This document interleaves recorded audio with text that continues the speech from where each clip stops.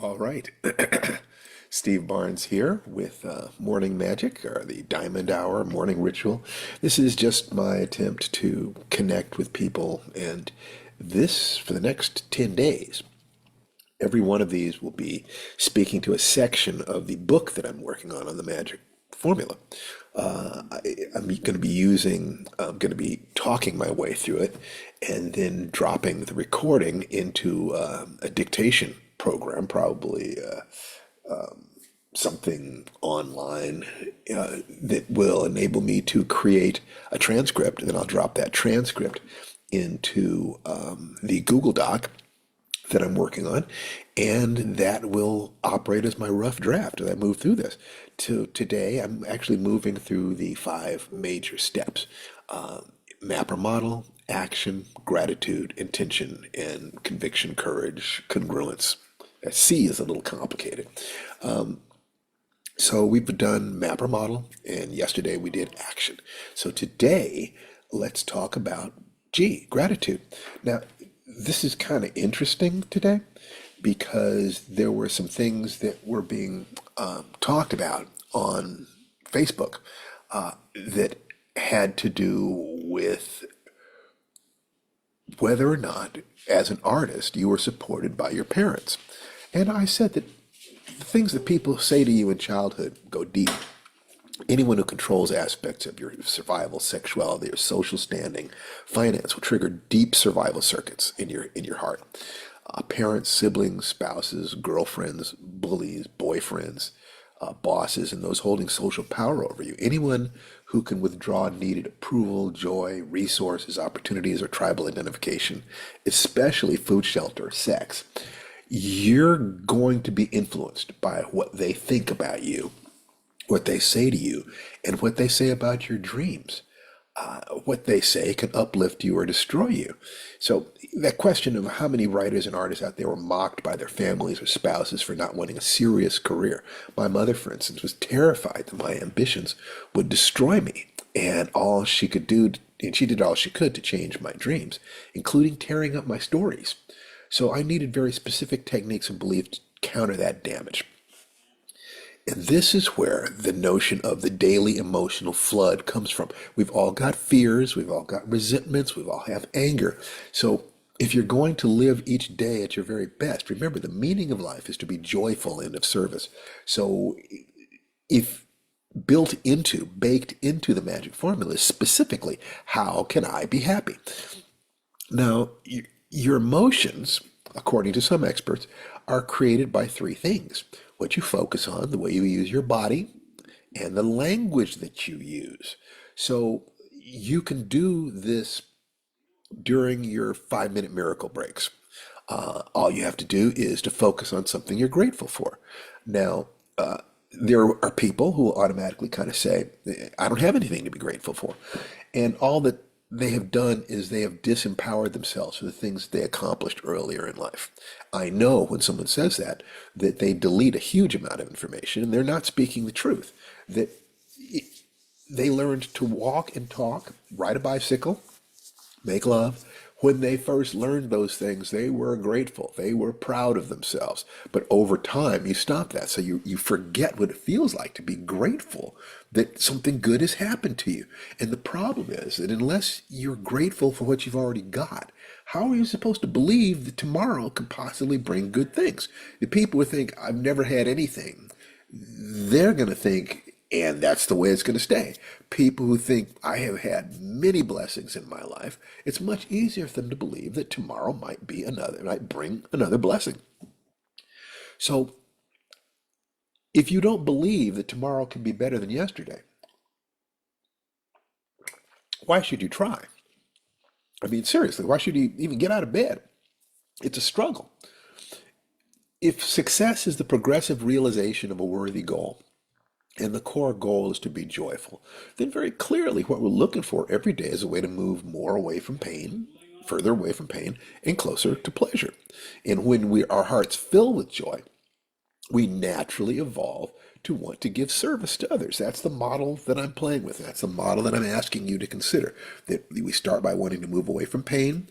It's a wonderful goal to embrace joy, to be happy.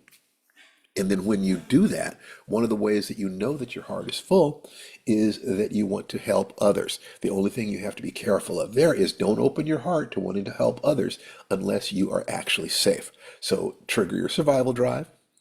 That's moving away from pain. Open your heart and then ask, how can I be of service? If every single day you are thinking back on the things you have to feel grateful for, and you think, I don't have anything to be grateful for, well, you've got internet access or you wouldn't have this. You've got your lights on, you have electricity. You probably can read and write. You're not grateful for those things? If you lost the ability to do those things, wouldn't you miss them? If you would miss something if you lost it, doesn't it make sense to be grateful that you have it? I'm asking you to remember that if you have a zero in the G category, if you feel you have nothing to be grateful for, the entire equation zeroes out. You can't get there unless there is something that some little bit of faith.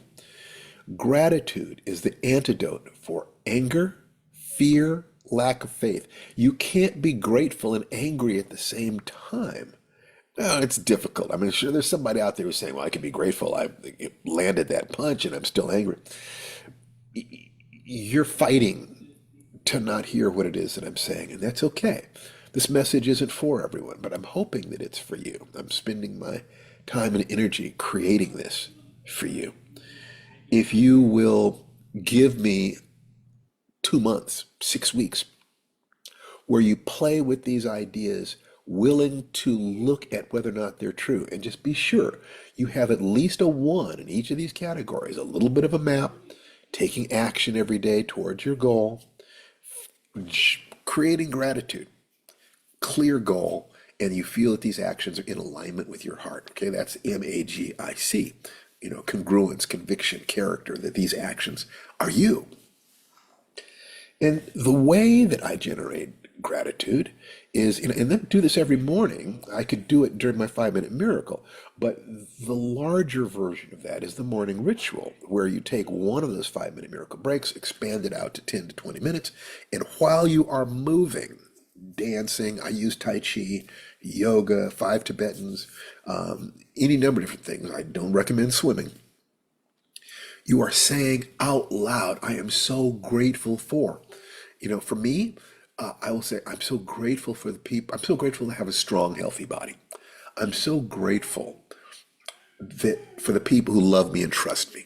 My son, Jason, my daughter, Nikki, my beautiful, brilliant wife, Tananarive, my sister, Joyce, who deserves all good things in life. I'm so grateful for my teachers and mentors, Steve Muhammad and Larry Niven.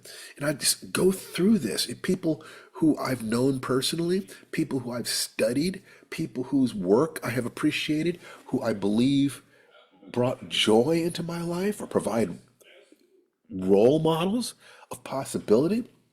Octavia Butler and Prince, and Danny Inosanto and William Shakespeare. Those people kind of live in my head. I have an internal community of voices, and I will study those people's works so that if I run into a wall, I can go into a meditative state, imagine them, and let them start talking about my problem. I will go to sleep at night, saying, okay, I don't have any idea how I'm going to solve this problem in my story. Octavia Butler and Larry Niven and Shakespeare, will you please get together and talk about this? And I'm grateful for them. And you don't have to believe in the Akashic records or anything spooky. There's nothing woo-woo about this. Obviously, you can look at this as nothing more than your own psychology, the models that you have created of possibility in these people. It works. It works. You're accessing the part of yourself that believes that it is possible to change, that it is possible to be happy, it is possible to be joyful. There's no downside to this as long as your survival drive is engaged. Remember the 3 centers? First, be sure that you have your survival drive engaged, that there is that part of you that can bare its teeth and protect you. Then, open your heart to love, to hope, to possibility, to contribution. Those 2 steps, being sure that you have an absolute commitment to protecting yourself, that you know you have the right to protect yourself. If you have any problems with that, then be grateful. Then start looking into gratitude for having the right to protect yourself. I am so grateful that I know the part of me that would fight to the end to protect my bodily integrity or my honor or my family. I'm so grateful that I know that part of me. I'm so grateful for love in my life. And you say these things, and you say it with power, and you say it with conviction, and you say it out loud while you are moving. This is critical. You're moving at the same time that you're speaking, at the same time that you're imagining the path that you're on and you're visualizing it and where you're going to go. And you know that today's actions are one more step towards the goal that you want, towards learning, doing, improving the quality of the products or services that you create, improving your knowledge of how to market and sell it. Whatever it is that you need to meet your goals. And your primary goal, once again, is to survive and then to be joyful. Survive and then to be loving. Okay? This path works and it'll work for you. But gratitude, you must not have a zero in gratitude on any day of your life, or that day is wasted. Find something to be grateful for, something to be happy about. Focus on it. Somebody who was kind to you, someone, your first kiss, somebody who held you. And remember, there are people who say that no one ever loved them.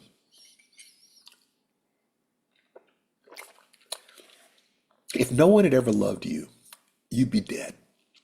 There is something called failure to thrive. Babies that are not held and cooed and cuddled die. You cannot just feed a baby milk and have it survive. You can't just feed it milk and change its diaper. There's something wired within us. Every single one of us who is alive to hear this message was once loved and cherished. And if you need to use the ancient child technique to connect with the child part of you that still remembers what it was like to be in the mother's womb, or to be cradled in her arms, or protected in the bosom of her family. Yeah, maybe things went terribly wrong later. That happens. That's honest. That honestly happens. But if you are alive today, there is somewhere deep inside you a memory. And you can fake it till you make it if you will pretend to have that memory and start talking to that child self within you. You can begin to heal yourself. So I am so grateful to have a healthy child self. That's where all my energy, my creativity, my optimism comes from. When you see people who have run out of creativity or optimism, who no longer believe that tomorrow can be better than yesterday, you're talking about somebody who is separate from their child. That's something that we can talk about, in a later chapter, perhaps. But just be sure that every single day, you have a map or model of what your overall life path is. You know what action you can take today to take a step closer. You fill yourself with gratitude, the energy that creates faith. You have a clear view of what it is you're trying to accomplish and when you're trying to accomplish, when it needs to be accomplished. And you believe that these actions are in alignment with your heart.